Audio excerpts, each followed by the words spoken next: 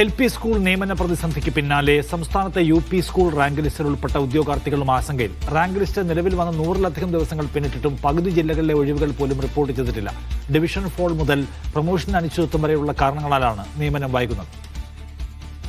സർക്കാർ സ്കൂളുകളിൽ കുട്ടികൾ കുറയുന്നത് മൂലമുണ്ടാകുന്ന ഡിവിഷൻ ഫോളാണ് എൽ.പി. സ്കൂളിലെ നിയമനം വൈകുന്നതെന്നാണ് പൊതുവിദ്യാഭ്യാസ വകുപ്പ് തന്നെ സമ്മതിക്കുന്നത്.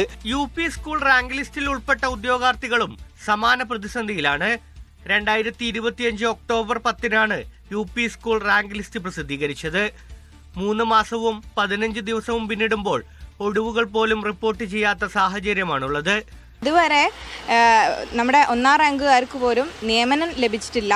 അതുമാത്രമല്ല, പകുതിയിലധികം ജില്ലകളിലും ഇതുവരെ ഒരു വേക്കൻസി പോലും റിപ്പോർട്ട് ചെയ്യപ്പെട്ടിട്ടില്ല. അധ്യാപക വിദ്യാർത്ഥി റേഷ്യോ കുറയാതെ നിലവിലുള്ള അധ്യാപകരെ സംരക്ഷിച്ച് മാത്രം നിർത്തിക്കഴിഞ്ഞാൽ പുതിയ ലിസ്റ്റിലുള്ള ഉദ്യോഗാർത്ഥികൾക്ക് എങ്ങനെയാണ് തൊഴിൽ ലഭിക്കുക? സർക്കാർ ഉത്തരവ് പ്രകാരം അടുത്ത 1 വർഷത്തേക്കുള്ള ഒഴിവുകൾ മുൻകൂട്ടി റിപ്പോർട്ട് ചെയ്യേണ്ടതുണ്ടെങ്കിലും ഭൂരിഭാഗം ജില്ലകളിലും ഇത് നടപ്പാക്കിയിട്ടില്ല. ഇപ്പോഴാണെങ്കിലും കേരളത്തിൽ മൊത്തം ഒരു 445 പ്രതീക്ഷിത ഒഴിവുകളുണ്ട്. പക്ഷെ അതിൽ റിപ്പോർട്ട് ചെയ്തതാകെ 35ഓളം ഒഴിവുകൾ മാത്രമാണ്. റാങ്ക് ലിസ്റ്റിലുള്ള പലർക്കും ഇത് അവസാന അവസരം. ഒരു ജോലിക്ക് വേണ്ടിയിട്ട് ഒരു 3 വർഷത്തോളമായി കഷ്ടപ്പെടുന്നു. അപ്പോൾ ഇനി ഒരു പരീക്ഷ പഠിച്ച് ലിസ്റ്റിൽ വരിക എന്നുള്ളത് ഞങ്ങൾക്കൊക്കെ ചിന്തിക്കുന്നതിലപ്പുറമാണ്.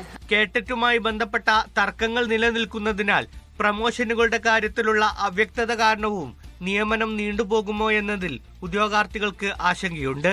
വിദ്യാർത്ഥി അധ്യാപക അനുപാതം കുറയ്ക്കുക, തസ്തിക നഷ്ടം പോലുള്ള പ്രശ്നങ്ങൾക്ക് സർക്കാർ മറ്റ് പരിഹാരങ്ങൾ കാണുക തുടങ്ങിയവയാണ് ഉദ്യോഗാർത്ഥികളുടെ ആവശ്യം.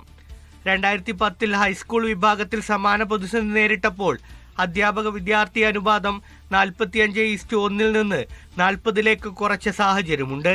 സമാന രീതിയിലുള്ള സർക്കാർ ഇടപെടലാണ് ഉദ്യോഗാർത്ഥികൾ ആവശ്യപ്പെടുന്നത്. മീഡിയ 1 തിരുവനന്തപുരം.